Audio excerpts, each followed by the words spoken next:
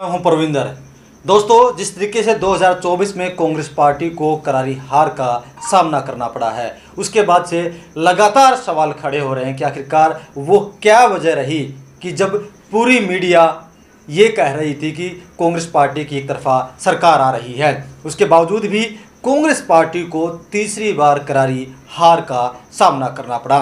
इसके बाद तमाम सवाल जो हैं खड़े हो रहे हैं, हर कोई अपने अपने तरीके से विश्लेषण करने पे जुटा है। दूसरी तरफ पार्टी भी लगातार ये जानने की कोशिश कर रही कि आखिरकार क्या वजह रही। और इस पूरे मामले पर चर्चा करने के लिए हमारे साथ राजनीतिक मामलों के जाने माने जानकार वीरेंद्र राठी जी हमारे साथ मौजूद है। राठी साहब, आपका कार्यक्रम में स्वागत है। आपका बहुत बहुत धन्यवाद और सभी दर्शकों को मेरी तरफ से नमस्कार। राठी साहब, कह ये रहे थे कि पूरी मीडिया ये कह रही थी कि इस बार कांग्रेस पार्टी की ज़बरदस्त लहर चल रही है। आखिरकार ऐसा क्या हुआ कि कांग्रेस पार्टी को मुँह की खानी पड़ी और एक नया रिकॉर्ड जो है वो हरियाणा के अंदर कायम हो गया? एक शब्द तो होता है विश्वास और एक शब्द होता है अति आत्मविश्वास। कांग्रेस पार्टी इस पूरे चुनाव के अंदर अति आत्मविश्वास का शिकार हुई। न तो कांग्रेस के नेताओं को इस चीज़ का इल्म था कि प्रदेश के अंदर अंडर करंट जो है, पब्लिक का रुझान जो है वो भाजपा की तरफ ज़्यादा है, और ना ही कांग्रेस इस चीज़ को मतदाता के मन को टटोल पाए और समझ पाए। बल्कि कांग्रेस के कार्यकर्ता ही नहीं, नेता भी मंत्रालय तक बांटने में लगे रहे और निश्चित रूप से दावा करते रहे कि सरकार हमारी आ रही है। लेकिन खाली टिकट बांटने से किसी पार्टी की सरकार नहीं बनती। पार्टियां तो इस प्रदेश के अंदर बहुत सी हैं, सभी ने टिकटें बांटी हैं। चुनाव जो जीत करके ज़्यादा संख्या बल के आधार पर जो टिकट ऐसी बांटेगा जो जीत करके आए, सरकार उनसे बनती है। वो होमवर्क मैं मानता हूँ कि भारतीय जनता पार्टी ने अच्छे प्रकार से किया। कांग्रेस उसके आधार पर सही साबित नहीं हो पाई। हमने पीछे 10-15 वीडियो करीब लोकसभा चुनाव के आसपास डाली थी और हर वीडियो में हमने एक जिक्र किया था कि संगठन कांग्रेस के अंदर क्यों नहीं है और उसका खामियाजा कांग्रेस पार्टी को भुगतना पड़ेगा। और आज कांग्रेस के सीनियर लीडर भी इस बात को स्वयं मानते हैं कि संगठन अगर हमारे पास होता तो हम सरकार हरियाणा के अंदर बना सकते थे, क्योंकि बहुत सी सीटें ऐसी रही हैं जो 1000-2000 के मार्जिन से कांग्रेस पार्टी हारी है, कुछ जीती भी बड़े क्लोज मार्जिन से है। तो ये संगठन अगर होता तो ये शायद दिन कांग्रेस पार्टी को ना देखना पड़ता। और भाजपा संगठन के मामले में प्रत्येक पार्टी से ज़्यादा मजबूत, लंबी सोच, लंबी रेस के घोड़े, बड़ा थिंक टैंक उनके पास। ये असर मैं मान करके चलता हूँ कि अति आत्मविश्वास में पुनः कहता हूँ कि कांग्रेस को ले डूबा। राठी साहब, अगर हम भूपेंद्र सिंह हुड्डा की बात करते हैं, भूपेंद्र सिंह हुड्डा के चेहरे पर 3 चुनाव लड़े गए, 2009 का, 2014 का, 2019 का और अब ये 2024 का। हर चुनाव में वो फ्लॉप साबित हुए हैं। तो आखिर पार्टी बार बार उन पर भरोसा क्यों जता रही है? वजह क्या है? देखो, कांग्रेस पार्टी जब भी सत्ता में आती थी तो सबसे बड़ा कारण एक होता था। रोहतक झज्जर सोनीपत की बात आती थी तो चौधरी भूपेंद्र सिंह हुड्डा जी को बड़े नेता के रूप में यहाँ की जनता मानती और वो ये मान करके चलती कांग्रेस की सरकार बनी तो हुड्डा साहब चीफ मिनिस्टर होंगे। अगर आप हरिद्वार में जाते, 2 बड़े नेता थे कांग्रेस पार्टी में, राव इंद्रजीत आजकल भाजपा में हैं, कैप्टन अजय यादव जी, उन दोनों को एक पार्टी छोड़ के चले गए, दूसरे को इग्नोर कर दिया गया। तीसरी बड़ी नेता भिवानी क्षेत्र में आप जाओगे तो किरण चौधरी थी, जिनका महेंद्रगढ़ जिले के अंदर भी अपना एक विशेष प्रभाव है, क्योंकि उनकी बेटी वहाँ से सांसद रही हैं। उनके ससुर प्रदेश के लंबे समय तक चीफ मिनिस्टर रहे हैं। एक अलग प्रकार की विकास पुरुष की छवि चौधरी बंसीलाल की उनके साथ जुड़ी हुई है। अगर आप जींद की तरफ जाओ तो चौधरी वीरेंद्र सिंह का नाम आता था बड़े नेता के रूप में। अगर आप कैथल की तरफ जाओगे तो रणदीप सिंह सुरजेवाला का नाम आता था। अगर आप अम्बाड़ा की तरफ जाओगे तो कहीं न कहीं नाम विनोद शर्मा जी का भी बड़े इज्जत के साथ वहाँ पे लिया जाता था। तो इस प्रकार के जो नेताओं का पार्टी से पलायन करना या छोड़ करके जाना, और सर्वविदित है कि वो नेता पार्टी छोड़ करके गए क्यों और किसकी वजह से गए हैं। और कहीं न कहीं इस चुनाव में एक ही बड़ा चेहरा जो भूपेंद्र हुड्डा का कांग्रेस के अंदर हम विरोधी मान सकते हैं, वो कुमारी शैलजा जी थी। जिस प्रकार का बर्ताव उनके साथ हुआ, 90 टिकटों में से 72 टिकटें चौधरी भूपेंद्र सिंह हुड्डा ने बांटी। पिछले चुनाव में भी सबसे ज़्यादा सीटें इन्होंने बांटी।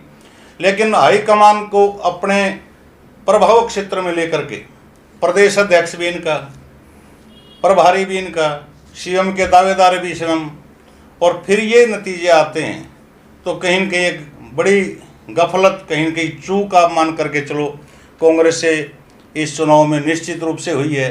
और बाबरिया जी ने तो आज नाम तो वो स्वास्थ्य कारणों का ले रहे हैं, अपने पद से इस्तीफे की पेशकश भी की है और बहुत जल्द ही कांग्रेस पार्टी के अंदर बड़े बड़े बदलाव आप लोगों को देखने को मिलेंगे।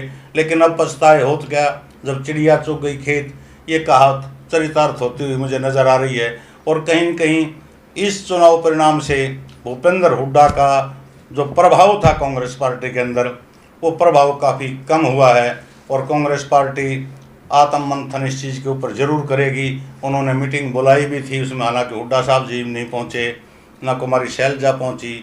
जिस पार्टी का प्रदेश अध्यक्ष तक चुनाव हार जाए, चुनाव ना लड़े तो अलग बात है। भाजपा के प्रदेश अध्यक्ष ने चुनाव नहीं लड़ा कि मैं प्रदेश के अंदर चुनाव दूंगा, प्रचार की कमान संभालूंगा, और तो प्रदेश अध्यक्ष चुनाव हार गया तो उनका वोट बैंक जिसके लिए उनको बनाया गया था अपने इलाके के अंदर ही नहीं बचा पाई, तो कहाँ बचेगा। मुझे ये भी पता है कि कुछ साथियों को इस प्रकार की बातें हमारी चुभेंगी और उनको लड़ेंगी ये बातें कि ये बात इनके मुंह से क्यों निकल के आ रही है। लेकिन साथियों, राजनीतिक चश्मा उतार करके और सोच करके देखो, ये कड़वी सच्चाई भरी बात हम आपको कह रहे हैं। कांग्रेस पार्टी को किसी दूसरी पार्टी ने नहीं हराया, कांग्रेस पार्टी स्वयं अपनी रणनीति की कमजोरी की वजह से हारी है, किसी ने उसको हराया नहीं है। स्वयं हारी है, अपने नेताओं का जो विरोध एक दूसरे के प्रति टांग खिंचाई थी। भूपेंद्र सिंह हुड्डा जी असंध के अंदर गए, राहुल गांधी जी की रैली थी, शैलजा जी के वो प्रत्याशी थे, शैलजा गुट के गोगी शमशेर सिंह गोगी जी, उनके मंच पे भूपेंद्र सिंह हुड्डा द्वारा शमशेर गोगी का नाम ही ना लेना, तो ये इंगित करता है कि आप वोट, मेरे जो आदमी हैं वो गोगी को वोट दें ना दें। आज ईवीएम का ठीकरा फोड़ा जा रहा है, कांग्रेस के बड़े नेताओं ने कुछ सीटें चिन्हित करके दी हैं, लेकिन 32 सीटों से चुनाव हारा हुआ कांग्रेस का प्रत्याशी चौधरी वीरेंद्र सिंह डुम्बरखा का लड़का Vijendra Singh, senior IAS officer, उसकी जो 32 वोटों की हार है, उसके ऊपर कांग्रेस पार्टी के नेताओं ने, किन किन नेताओं ने जरा चर्चा की है? उनके बारे में किसी ने ही डिमांड की है कि रिकाउंटिंग होनी चाहिए या वहाँ भी मशीन चेक की जानी चाहिए? सबसे मजबूत किला और प्रत्याशी माना और सबसे क्लोज मार्जिन से वो प्रत्याशी आ रहे हैं, तो कहीं न कहीं कांग्रेस में अंतर विरोध था। वीरेंद्र सिंह डुम्बरखा के भी चुनाव के अंतिम पड़ाव पर जब चुनाव था तो वो भी शैलजा के ज़्यादा करीब जा बैठे थे, शायद इसका ही खामियाजा उनको भुगतना पड़ा। डॉक्टर साहब, एक आपने एक शब्द का इस्तेमाल किया था कि आत्मविश्वास है और एक अति आत्मविश्वास। आपने कहा कि अति आत्मविश्वास में थी कांग्रेस पार्टी। अगर अति आत्मविश्वास में थी कांग्रेस पार्टी तो 6000 बुढ़ापा पेंशन, 300 यूनिट बिजली फ्री, 100 गज के मकान, 500 रुपये में रसोई गैस का सिलेंडर, 2000 रुपये महिलाओं को, तो इतने सारे इनाम बांटने की, इतनी बड़ी बड़ी घोषणाएं करने की आखिर कांग्रेस को जरूरत क्या पड़ी थी? देखिए, ज़्यादा घोषणाएं, जब कुछ तो मांग घोषणाएं इनकी थी जो पब्लिक डिमांड की बात थी, जैसे OPS की डिमांड थी, कर्मचारियों की डिमांड थी, और कर्मचारियों ने तो अपनी कुछ ताकत का एहसास कराया भी है। लेकिन अगर हम बात करें, भूपेंद्र सिंह हुड्डा ने OPS को बंद किया था सबसे पहले, जहाँ तक मुझे याद है। सेंटर का फैसला था, इम्प्लीमेंट स्टेट में चीफ मिनिस्टर वो थे, तब यहाँ बंद की गई। नहीं, सेंट्रल गवर्नमेंट ने ये कहा था कि भाई जो फैसला है वो मुख्यमंत्री ले सकता है, उसके ऊपर बंद करना चाहिए। केवल एक स्टेट ऐसा बचा था, एक दो स्टेट जिसने उस फैसले को नहीं माना, लेकिन हरियाणा ने उस फैसले को माना था, और चौधरी भूपेंद्र सिंह हुड्डा जब यहाँ के चीफ मिनिस्टर थे। और जहाँ तक आपने वायदों की जड़ी की बात कही, ये वायदों की जड़ी तो इनेलो के नेता, आम आदमी पार्टी के नेता भी बहुत सारे उन्होंने भी वायदे किए थे, लेकिन आम आदमी पार्टी को तो स्वयं ये पता था कि तुम कहीं फाइट में नहीं हो, इनेलो को भी पता था कि इस दौड़ में नहीं हो, और कांग्रेस इस भरोसे पे थी कि अग्निवीर का विरोध जिस प्रकार से यार ये स्कीम लागू हुई, जिस प्रकार से हरियाणा के अंदर विरोध हुआ, किसान आंदोलन का विरोध था, कई कर्मचारियों का विरोध था, कई सरपंचों का था, तो उस मामले को पक्का वोट बैंक मान करके कांग्रेस पार्टी बैठ गई। लेकिन रणनीति चुनाव के अंदर काम आती है, लोग भूल जाते हैं 2-4 महीने के बाद। आप देखो, जिले का जिला सोनीपत जिले को गढ़ माना जाता था कांग्रेस का, लेकिन एक सीट कांग्रेस की आई है, और वो भी बड़ी मुश्किल से विनेश फोगाट जी जुलाना से करीब 6100 वोटों से चुनाव जीती हैं। मैंने कवर किया था उनका चुनाव जुलाना का, 1-2 बार मेरे चक्कर वहाँ पे लगे हैं। उस समय बड़ी स्थिति उलझी हुई थी और वो अंत तक उलझी रही। अगर इनेलो पार्टी के सुरेंद्र लाठर जी वहाँ से 2-4 हज़ार वोट ज़्यादा ले जाते, या अमरजीत ढांडा जो JJP के प्रत्याशी थे, सीटिंग MLA थे पिछली प्लान में, वो 2-4 हज़ार वोट और ज़्यादा ले जाते, तो जुलाना की जो बड़ी स्टार, जो स्टार प्रचारकों में जिसका सूची में नाम था, शायद वो भी चुनाव हार जाती हैं। इसी प्रकार से जिले के जिले खाली रह जाना। और पहले भी हमने एक दिन चर्चा की थी कि 4 सीट तो बीजेपी के साथ फंसी हुई थी सोनीपत के अंदर, 2 इंडिपेंडेंट के साथ फंसी हुई थी, उनमें से एक इंडिपेंडेंट तो निकालेगा, कांग्रेस को तो एक ही मिली ना, भादरगढ़ की चली गई। ये भी तो गढ़ हुड्डा साहब का ही है ना। रोहतक सीट के ऊपर आखिरी राउंड तक मुकाबला चलता रहा, 1400-1500 वोटों के मार्जिन से वहाँ पे कांग्रेस बड़ी मुश्किल से जीती है। कलानौर की सीट के ऊपर कितनी तगड़ी फाइट चलती रही लास्ट तक, भले ही वो सीट कांग्रेस की आ गई। रोहतक झज्जर की जनता ने तो साथ दिया हुड्डा साहब का चीफ मिनिस्टर के नाम पे कि मुख्यमंत्री बन रहे हैं, सरकार आ रही है। लेकिन और प्रदेश के अंदर था वो खोखलापन था, उसको ना तो मीडिया कर्मी समझ पाए। बहुत बड़े बड़े पत्रकारों ने माफ़ी मांगी है कि हमने जो सर्वे डाला, जो रिपोर्ट डाली, हमसे चूक हो गई, गलती रह गई, हम जनता की रीडिंग स्वभाव की नहीं कर पाए। और एक अच्छी बात है कि जिन पत्रकारों ने अपनी गलती का एहसास किया और सार्वजनिक रूप से किया, नाम बताने की जरूरत नहीं, बहुत बड़े बड़े पत्रकार हैं, राष्ट्रीय स्तर के पत्रकार हैं, उनके अपने भी चैनल हैं, दूसरे चैनलों की डिबेट पर भी वो लोग आते हैं, हम सम्मान करते हैं। हम तो बल्कि योगेंद्र यादव को मैं सबसे बड़ा आइडियल मानता था इस चीज़ का। पहली बार योगेंद्र यादव जी भी फेल होते हुए मुझे इस मामले में नजर आए। जिस प्रकार से वो कह रहे थे कि सुनामी है, हवा है या लहर है, तो सारे के सारे मीडिया कर्मी भी इस चीज़ को नहीं समझ पाए। और कहीं न कहीं भूपेंद्र हुड्डा जी आज जो पकड़ कभी कांग्रेस पार्टी के सेंट्रल लॉबी पे होती थी, उसमें कहीं न कहीं कमज़ोर होंगे। राठी साहब, एक चीज़ हम बीजेपी में देखते हैं कि बीजेपी जब भी नाम लेती है तो प्रधानमंत्री नरेंद्र मोदी का नाम लेती है कि जो कुछ भी हुआ है उन्हीं के कारण हुआ है पर। लेकिन हमने हरियाणा कांग्रेस में देखा कि यहाँ पर हुड्डा सरकार, कांग्रेस सरकार नहीं थी। तो क्या एक बड़ी वजह है ये? बहुत बड़ी वजह है, किसी ने सोचा नहीं उस समय पे। आप किसी भी नेता के पोस्टर और बैनर पढ़ के देख लो, वो रोहतक, झज्जर और सोनीपत के कांग्रेस नेताओं के लिए तो वो नारा अच्छा था कि उन नेताओं को ये पता है कि आप भूपेंद्र हुड्डा जी के नाम पर, दीपेंद्र हुड्डा जी के नाम पर यहाँ जीत रहे हो। अपने वोट बैंक से ज़्यादा खुद हुड्डा साहब का वोट बैंक इस इलाके के अंदर है, तो उन्होंने तो पोस्ट पर लिखवाना उनकी मजबूरी थी कि अब की बार हुड्डा सरकार। लेकिन जो पूरे हरियाणा के अंदर इस प्रकार का जो प्रचार किया गया, वो कहीं न कहीं घातक साबित हुआ है। और इसका बहुत बड़ा अहम रोल मैं इसका मानता हूँ। अगर उस पर लिखा जाता कि अब की बार कांग्रेस सरकार, ये हुड्डा सरकार का नाम आते तो व्यक्ति विशेष का नाम आ गया, तो इसलिए लोग धड़ों में बट गए। कोई सुरजेवाला धड़े गुट का है, कोई शैलजा गुट का है, कोई भूपेंद्र हुड्डा गुट का है, कोई किसी और का है। तो इस प्रकार से कोई नहीं चाह रहा था कि एक दूसरे का प्रत्याशी अगर पार्टी से खड़ा के वो जीते। वो चाह रहे थे कि सरकार सफिशिएंट आराम से बन रही है, एक दूसरे का प्रत्याशी को हरा लो, हमारी सरकार फिर भी आ जाएगी। और वही चीज़ बड़ी गलत साबित हुई कांग्रेस पार्टी के लिए।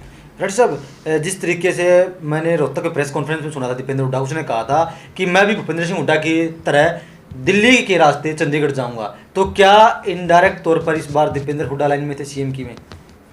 देखो, ये तो अभी नहीं कह सकते, लेकिन एक पॉपुलर इस चुनाव में वो जरूर थे और फॉलोअर दीपेंद्र हुड्डा जी के बहुत ज़्यादा थे।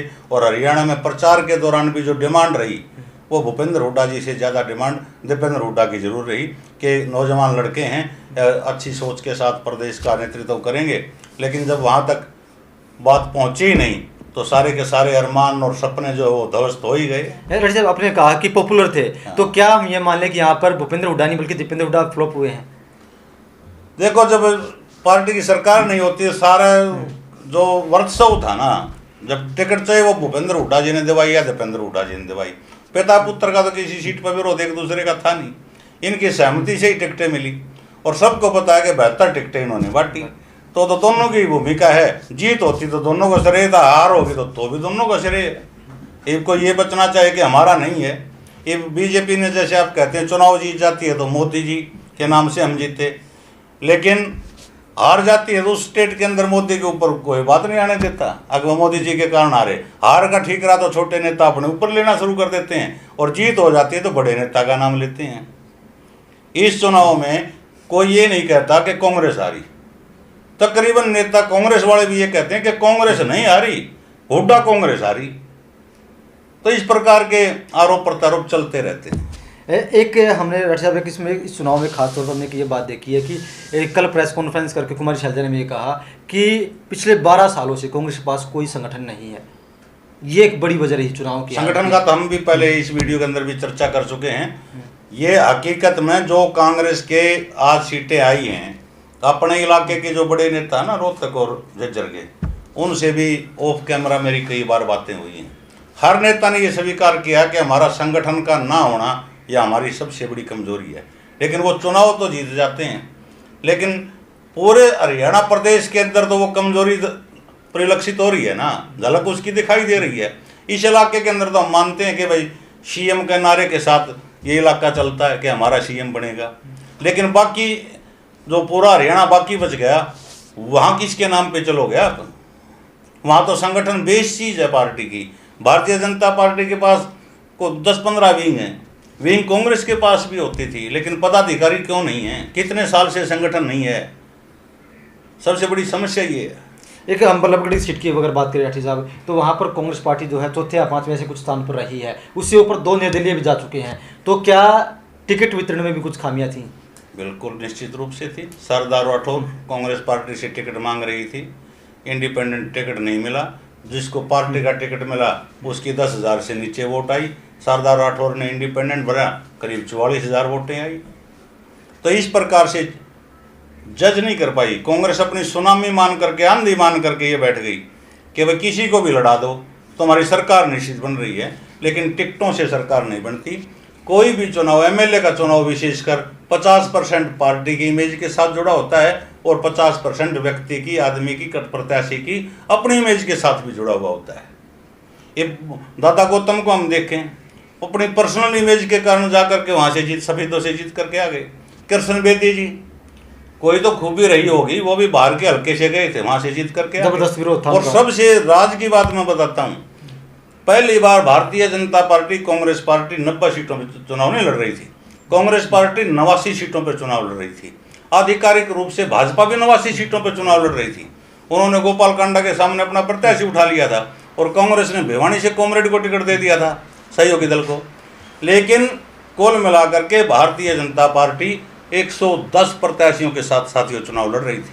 अब कुछ लोगों के मन में ये शंका आई होगी, ये सवाल पैदा हुआ होगा कि हरियाणा में सीट 90 और भारतीय जनता पार्टी 110 प्रत्याशियों के साथ चुनाव मैदान में कैसे थी। उसको साथियों मैं बताता हूँ वो कैसे थी। आप जाओ सिरसा के अंदर, जैसे अभी हमने बात की गोपाल कांडा की, भारतीय जनता पार्टी ने वहाँ से अपना प्रत्याशी विड्रा किया, गोपाल कांडा को समर्थन दिया, वो प्रत्याशी नहीं का हो गया। आप जाइए साथियों जुलाना में, जुलाना के अंदर क्या गेम हुआ, सुरेंद्र लाठर जी भाजपा के अंदर थे, भाजपा की टिकट मांग रहे थे, उनको टिकट ना दे करके नॉन जाट चेहरे को वहाँ से टिकट दिया और वो बाहर के हल्के से कैप्टन साहब थे उनको दिया गया। सुरेंद्र लाठर जी को इनेलो से चुनाव लड़वाया गया। वो सुरेंद्र लाठर के चुनाव लड़ने के पीछे कहीं न कहीं भाजपा का हाथ है और वो 10,000 वोट के करीब वहाँ से लेकर के निकल गई। उनका ये था कि जो ज़्यादा वोट बैंक जिस जाति का है उसको कैसे बांटा जाए। कविता दलाल को आम आदमी पार्टी की तरफ से उतारा गया, अमरजीत ढांडा जी जेजेपी की तरफ से उतरे, लेकिन विनेश फोगाट इन सब के बीच से कहीं न कहीं खिलाड़ी थी को दाव पलटी मार करके वो निकल गई। इसी प्रकार से आप कई सी महम की सीट देख लो, आप शमशेर खरकड़ा लगातार वहाँ से मेहनत कर रहे थे, उनकी धर्मपत्नी मेहनत कर रही थी राधा अलाव जी, उनकी टिकट काट के दीपक हुड्डा को दे दीजिए कि कबड्डी खिलाड़ी को। वो क्यों दी थी कि दीपक हुड्डा कमज़ोर रह जाएगा और शमशेर खरकड़ा चुनाव नहीं लड़ेंगे या उनकी पत्नी चुनाव नहीं लड़ेगी और कहीं बलराज कुंडू को इसकी मदद मिल जाएगी। लेकिन राधा अलाव चुनाव मैदान में आ गई और वो अच्छी खासी वोट ले गई। अगर वो कम वोट लेती तो बलराज कुंडू को सीधा फायदा मिलता। वो बराबर की वोट लेने में करीब 29,000 समथिंग वोट उन्होंने ली हैं। बलराज कुंडू का चुनाव अटक गया, चुनाव में हार गए। तो इस प्रकार से हम कई सीटें ऐसी हैं जहाँ का अगर हम विश्लेषण करेंगे तो वीडियो काफ़ी लंबी हो जाएगी। भाजपा और पार्टियों के प्रत्याशियों से करीब 20 प्रत्याशी इस प्रकार से सेटिंग करके उसने उठा रखे थे कि कौन कहाँ कितनी वोट लेगा, उस तरफ कौन कितनी वोट लेगा, और जो इंडिपेंडेंट जीतेगा वो भी तुम्हारा, अगर पार्टी का जीतेगा वो भी तुम्हारा। ये रणनीति जो भाजपा के पास थी, ये थिंक टैंक जो भारतीय जनता पार्टी के पास था, वो रणनीति, इस प्रकार की राजनीति, इस प्रकार की सोच दूसरी पार्टियों के पास आज के समय तो इस चुनाव के अंदर तो साथियों हम कह सकते हैं कि कम से कम नहीं थी। रट साहब, मैं आपसे कार्यक्रम के अंत में आखिरी सवाल करना चाहूँगा कि अगर हम इस पूरे चुनाव को देख लेते हैं तो अब भूपेंद्र सिंह हुड्डा के साथ क्या होगा? क्या भूपेंद्र सिंह हुड्डा राजनीति में आगे बढ़ पाएंगे या यहाँ पर उनकी राजनीति में फुल स्टॉप लग जाएगा? देखिए, राजनीति संभावनाओं का खेल है। अगर ऊपर तो सरकार होती तो ये परिस्थिति बन जाती, तो बहुत बड़ा समंदर होती हैं राष्ट्रीय पार्टियां, चाहे वो भाजपा है चाहे वो कांग्रेस है। कहीं कहीं सेटिंग हो जाती है किसी प्रदेश के गवर्नरशिप की, राज्यसभा की, या केंद्र में सरकार है तो केंद्र में मंत्री पद की। लेकिन आज कांग्रेस जो है वो एक संकट भरे दौर से गुजर रही है पूरे देश के अंदर, और प्रदेश के अंदर भी लगातार तीसरी बार सत्ता से बाहर होना पड़ रहा है। तो जिस प्रकार की इमेज भूपेंद्र सिंह हुड्डा जी की प्रदेश के अंदर थी, उस इमेज को के ऊपर कहीं न कहीं एक बार ब्रेक जरूर लगा है। और ये बड़ी पार्टियां हैं, संभावनाओं का खेल, क्या पता और बड़ी पावर भी हुड्डा साहब को कोई मिल जाए, या किसी दूसरे नेता के ऊपर पार्टी जब विचार करेगी कि वह किसको पावर दें, किसको प्रदेश अध्यक्ष बनाएं, किसको विपक्ष का नेता बनाएं। अगर विपक्ष का नेता आज कांग्रेस पार्टी पुनः चौधरी भूपेंद्र सिंह हुड्डा जी को बनाती है तो इनका कदम मान के चलते हैं कि बरकरार कांग्रेस पार्टी के अंदर है और मान सम्मान पार्टी दे रही है। अब की बार कोई अगर चेंज करते हैं तो पहला झटका यही मैं मान करके चलूंगा कि पहला झटका तो यही हो जाएगा। तो सुना आपने वीरेंद्र राठी को, तो कहीं ना कहीं इस बार जो चुनाव हुआ है एक सुनामी जरूर कांग्रेस पार्टी की बताई जा रही थी, लेकिन यहाँ पर सुनामी नहीं निकली। यहाँ पर सुनामी मिली तो वो भारतीय जनता पार्टी की। अब कांग्रेस पार्टी को मंथन की आवश्यकता है। कांग्रेस पार्टी को मंथन करना होगा, चिंतन करना होगा कि आखिरकार सुनामी होते हुए वे चुनाव क्यों हार गए। चलिए, ये तो आने वाला वक्त ही बताएगा कि कांग्रेस पार्टी अब कितना विचार इस पर करती है। राठी साहब, कार्यक्रम में शामिल होने के लिए आपका बहुत बहुत शुक्रिया आपका।